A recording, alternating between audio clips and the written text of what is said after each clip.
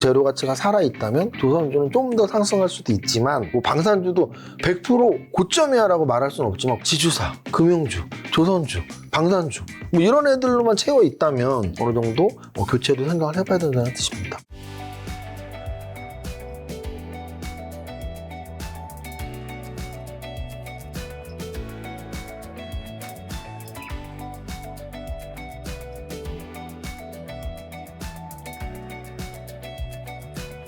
그러면 이제 방금 전에 방산, 조선 원전 얘기해 주셔서 이게 상반기 주도주였는데 최근 조선주는 노란봉투법이라든가 방산주는 종전협상 등 외부 변수로 주가가 흔들리고 있는데 이들 세트의 투자 매력도는 여전히 유효한지 한번 여쭤보고 싶습니다. 질문에 답이 있는데요. 만약에 이제 미국, 러시아 정상회담에서 정말 뭐 트럼프가 어떤 뭐 결정권이 있는 건 아니잖아요. 우크라이나에 젤렌스키가 결정권 있는 대통령이 있지만 어쨌든 중간에서 협상을 잘해서 푸틴과의 협상 또는 젤렌스키 협상에서 중간에서 잘 해낸다면 정전 또는 휴전이 되겠죠. 그렇죠. 그러면은 우리는 이렇게 생각해야 돼요. 정전돼도 방산주는 호재야. 그러면은 계속 전쟁하는 게 더 호재 아닌가요? 그잖아요. 정전돼도 호재고 전쟁을 계속해도 호재면 방산주는 앞으로 뭐 5년, 10년, 100년 가나요? 그래서 저는 제가 늘 말씀드리는 어떤 사안에 대해서 다른 조건이 일정하다면 이건 호재의 악재라고 명확하게 말을 할 수 있어야 되는데 러우 전쟁이 종전 또는 휴전이 된다면 저는 방산주의 악재라고 봐요. 물론 거기에 대해서 휴전을 하더라도 동구권에서 또는 유럽에서 계속 방위비를 늘려야 돼 라고 말할 수 있지만 휴전 안 하면 더 늘릴 건데. 그렇죠. 그잖아요. 아까 제가 말했던 달바글로벌이 떨어졌던 이유가 실적이 나빠서가 아니라 원래 좋을 거야 예상했는데 이 정도밖에 안 좋아 뭐 이런 거거든요. 그러니까 저도 거기에 대해서 늘 의문이 드는 게 아마 러우 전쟁이 벌써 일어난 지 꽤 돼서 2022년인가 23년에 시작했고 하나에로스페이스의 상승도 사실 비슷하게 올라갔단 말이죠. 그래서 많은 분들이 뭐 하나에로스페이스가 당연히 무기를 잘 만들고 잘 팔아서 되겠지만 어쨌든 러우 전쟁과 그 다음에 유럽에서의 그런 것들로 인해서 K방산을 찾으니까 올라간 그 대대적인 트렌드라는 게 있잖아요. 그때 올랐다는 걸 그 누구도 부정하지 않을 거란 말이죠. 근데 종전돼도 오른다고 말씀하신 분들은 종전돼도 유럽에서 찾고 할 테니까 라는 거면 아니 앞에 오른 이유의 가장 큰 게 러우 전쟁 때문인데 이게 종전돼도 오른다고 하면 세무사님 말씀 공감가는 게 전쟁이 돼도 오르고 전쟁이 끝나도 오르면 그러니까 이제 그게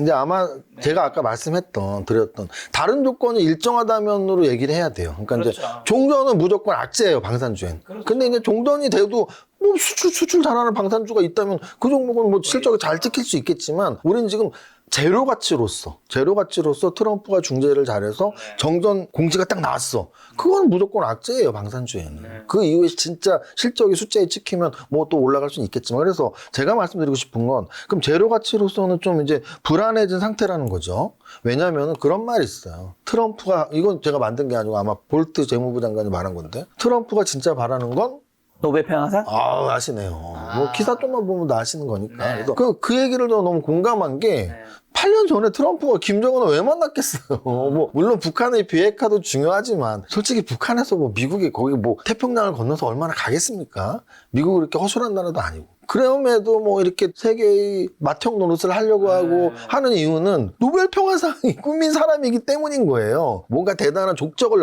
남기고 싶은 거죠, 발자국을. 그렇게 봤을 때 저는 그러면은 러시아와의 전쟁 또는 뭐 중동에서의 전쟁 또는 이제 북한의 비핵화 뭐 이런 거에 어느 일조를 하면서 세계 평화에 이바지를 한다면 방산은 악재죠. 또 당연한 거예요, 너무. 전쟁의 시대의 호재였다면 평화의 시대의 악재인 건 너무 당연한 거고요. 그 다음에 재료 가치가 아닌 차트로서 한번 설명을 드릴게요. 이 차트가 아까 제가 바닥 차트는 기간이 많이 지나면서 상승률이 높을수록 바닥을 찍었어 라고 말할 수 있다 그랬잖아요. 자, 그렇다면 하나에어로스페이스는 고점을 찍었니 해서 아직은 못 올라가 봤죠. 왜냐하면 이게 진짜 고점이었다면 고점을 찍었어라고 말할 수도 있어요. 왜냐면 이게 진짜 고점이었다면 거의 2달 됐고 2달 동안 뭐 한 20% 할인 조정 받았고 이렇게 계산하면 되는데 지금은 이게 고점이기 때문에 뭐 이제 열흘밖에 안 됐는데 맞습니다. 지켜봐야 돼. 다만 하나에어로스페이스는 그렇지만 다른 방산주를 몇 개 보면 LIG 넥슨을 보면은 이제 얘기가 또 달라지는 거예요.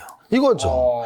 제가 지금 차트를 왜 2개를 보여드리냐면 고점을 계산할 때 이렇게 하시라고 보여드리는 건데요. 하나에어로스페이스는 고점이 아까 봤던 6월 고점보다 7월 고점이 더 높아요. 그게 그럼 진짜 고점인 거거든요. 근데 LIG 넥슨은 이 고점이 더 높습니다. 그러면 고점 대비 2달 됐죠. 2달 되죠. 고점 찍은 지. 그 2달이고 가격은 65만 원에서 50만 원이니까 거의 20% 이상 30% 가깝게 조정받고 있거든요. 그러면은 야, 저기 이제 돌파 못할 것 같은데라고 약간 생각을 들기 시작하는 거죠. 아까 2차 전지가 2달이 지나고 바닥 대비 50% 올랐으니까 야, 저 바닥은 이제 안 깨겠다. 그럼 저게 진짜 바닥인데? 라고 생각할 수 있다면 LIG 넥슨의 경우에 야, 저 2달 전 고점이 요번에 못 뚫었어. 근데 지금 여기서 급락 나왔어. 돌파 못하면 저게 이제 진짜 고점인데 아까 제가 에코프로 말씀드렸죠. 다시 에코프로 VPM을 보겠습니다.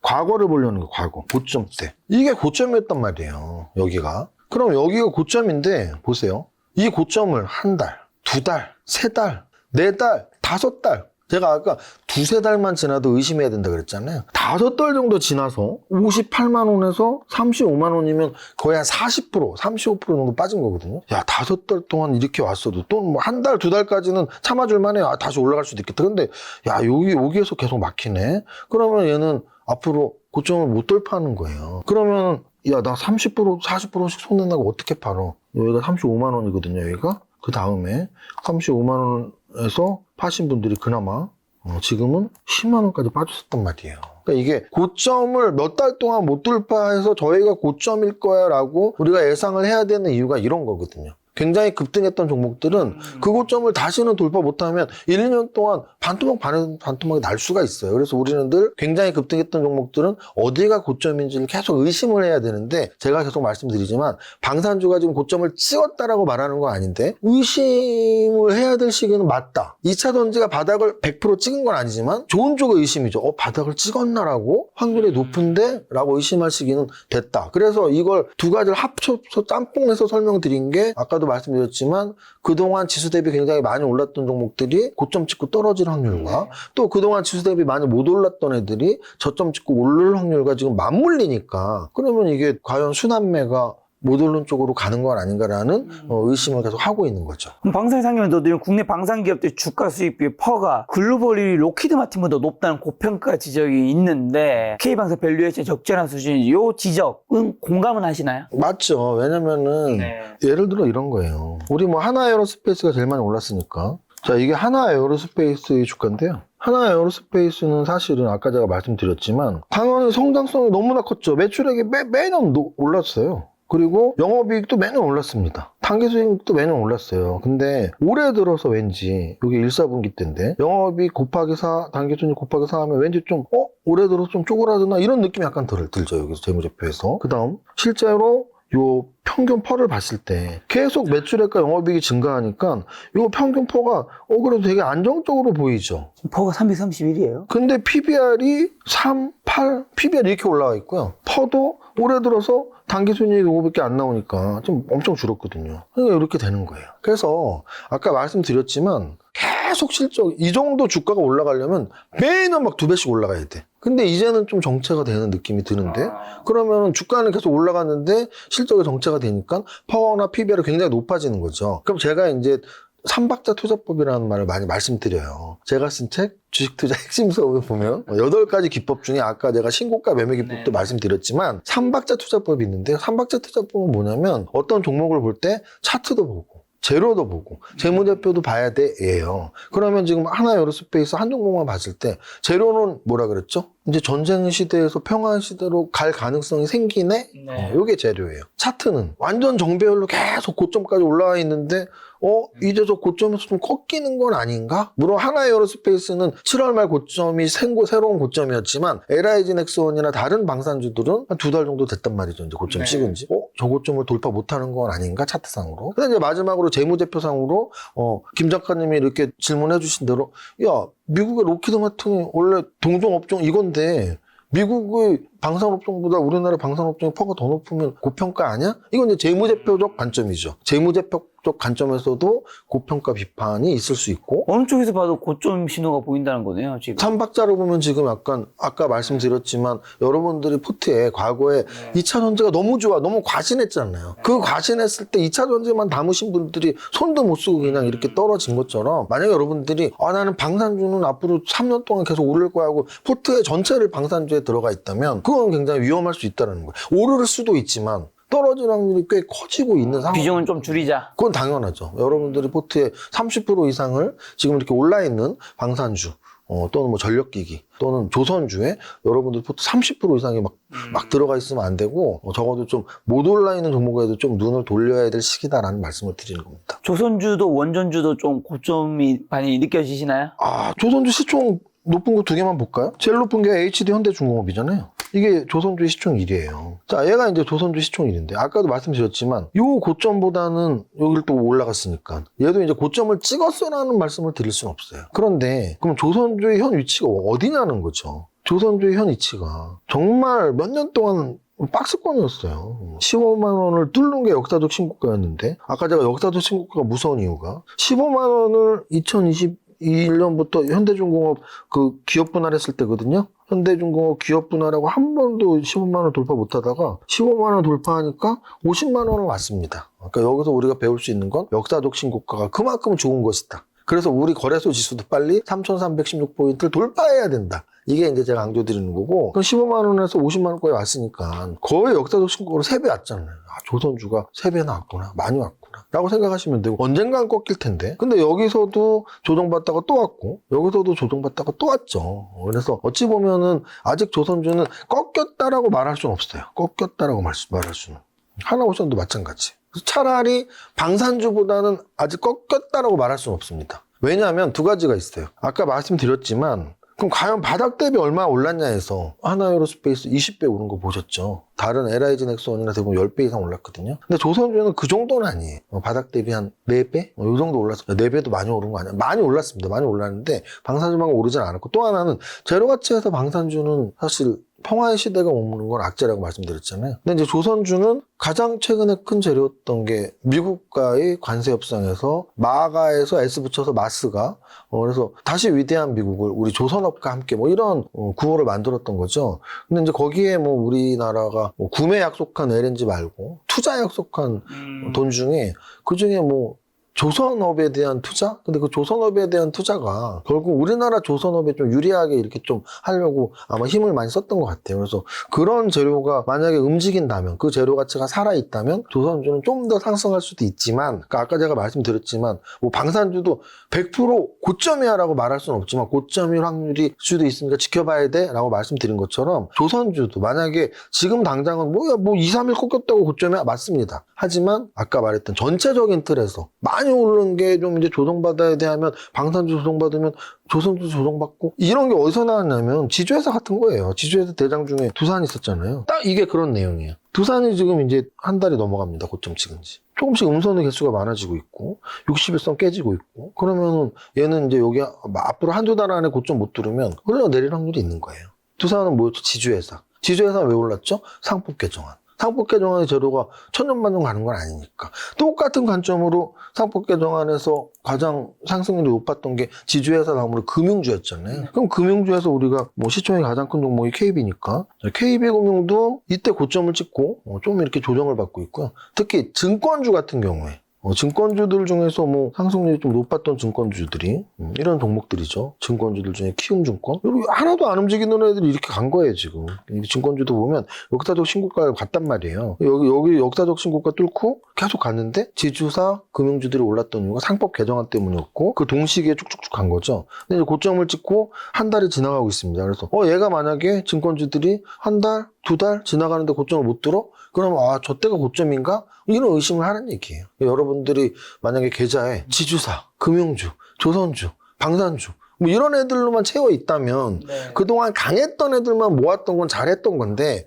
그 강하게 갈 때는 잘한 건데 이제 좀 고점 찍고 못 가면 어떡하지라는 걱정이 생겨야 될 때니까 너무 100% 올랐던 업종만 갖고 있다면 어느 정도 교체도 생각을 해봐야 된다는 뜻입니다. 자, 세무사님과 제가 여러분들에게 정말 감사드릴 것이 있는데, 슈퍼게임 이세무사 함께한 실전 투자 마스터 클래스가 저희가 지난달에 오픈했잖아요. 놀랍게도 벌써 한 달도 안 됐는데 벌써 3,000명이 돌파를 했더라고요. 사실 지난달인가 몇 달 전에 코스피도 3,000을 돌파하고.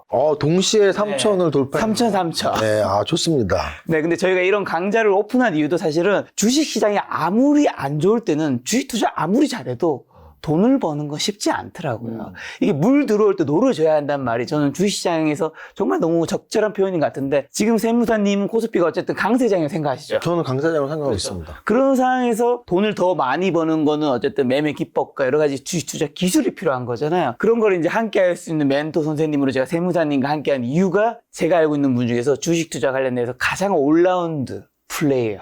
투자 경력도 30년이 정도 되시고 샘표식품의 최고 지분은 그 당시에 10% 정도, 그 당시 기준으로 제가 알기로 한 200억 정도 했던 걸 기억하고 실전 주제 상도 받으시고 투자 관련 자격증, 투자 관련된 도서 출간, 투자 유튜브 채널 운영, 이렇게 다양한 거를 하나의 분야를 잘하게 하는 분은 많지 않은데 그런 분위기 제가 믿을 수 있기에 세무사님과 함께 했는데 자, 이 과정 어떤 것들이 제공되고 있나요? 여러분들이 공부하는 방법을 잘 몰라요. 어떤 게 중요하고 어떻게 판단을 해야지 수익이 나는지 모르기 때문에 공부하는 방법, 즉 그물을 들이는 거지 고기를 들이지 않는다. 그래서 그 그물은 장중에 장마감에 무엇을 봐야 되는지 제가 다 정리해서 같이 공부하자라는 그런 의미입니다. 그 다음에 신고가 분석의 핵심 시향 인사이트라 이런 다양한 것들이 있고 또 김작가 TV처럼 이렇게 많은 분들이 보는 채널에서는 좀 언급하기 힘든 저희 채널에서 사실 주도 유망 섹터까지는 얘기하지만 유망 종목까지는 얘기하기 힘든데 그런 것도 매달 한 번씩 이제 16가지 종목 정도가 오픈된다는 거 있고요. 그리고 이런 요약 자료집도 제공되고 또 오프라인 세미나도 있나요? 매일 드리는 정보들은 공부하자는 그물이라면 한 달에 한 번씩 말씀하신 것처럼 16종목은 이제 고기죠. 이 고기 맛 좀 한번 봐봐. 공부를 열심히 했으니까. 그리고 이제 그 한 달에 한 번 하는 여러 종목을 온라인으로도 제공해 드리지만 3달에 한 번, 분기에 한 번씩은 직접 얼굴 맞대고 하는 오프라인 강의에서 좀 현장감 있게 전달해 드리고자 합니다. 자, 이 모든 과정이 그럼 비싸냐? 그렇지 않습니다. 하루 1,000원. 한 달에 약 3만 원 정도의 굉장히 저렴한 가격이죠. 사실은 저는 그 돈의 가치가 되게 중요하다고 봐요. 이게 만약에 100만 원짜리 프로그램이었다면 여러분들은 저거 100만 원의 가치가 있어라고 믿을 수 있어요. 근데 이게 이제 3만 원짜리 프로그램, 저건 3만 원짜리인데 라고 생각할 수 있는데요. 저의 스스로는 솔직히 그렇지 않습니다. 저는 이 프로그램이 적어도 한 10에서 20만 원짜리 프로그램이라고 생각하고 있고 자부심을 갖고 3만 원 그 이상의 가치를 제공하도록 노력하겠습니다. 하지만 이제 세무사님과 이제 제가 이제 벌써 한 5년, 6년 정도 함께 했기 때문에 저희 구독자분들이 많은 분들이 이걸 좀 들으셨으면 해서 금액도 이제 하루 1,000원, 1,000원 커피값도 안 되는 것으로 하는 거니까 여러분들 이거 수업에 관심 있으신 분들은 수업명이 이 세무사의 실전 투자 마스터 클래스니까 제가 고정 댓글 남겨놓을 테니까 거기 클릭하시면 편하게 수강 신청을 할 수 있습니다. 자, 여러분들 그래서 이 수업을 듣고 여러분들이 계좌가 마이너스보다는 플러스 그리고 플러스 안에서도 좀 더 큰 플러스를 기록할 수 있는 수업이 되길 바라면서 저희도 열심히 세무사님과 함께 매달 수업을 만들어 가도록 하겠습니다.